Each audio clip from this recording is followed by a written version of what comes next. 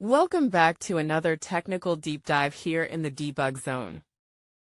Today, we're tackling a big question and breaking it down with insights from other users. Hopefully this clears up some misconceptions and helps you get the answer you need.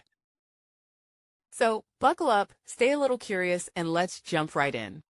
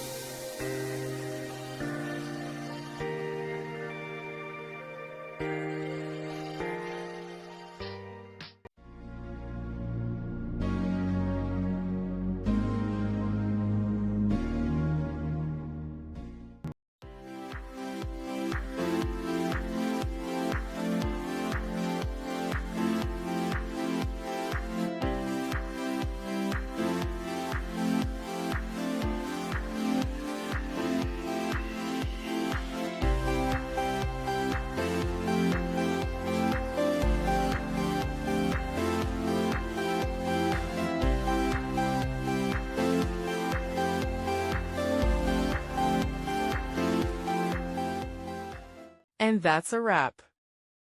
I hope you found the answer you were looking for.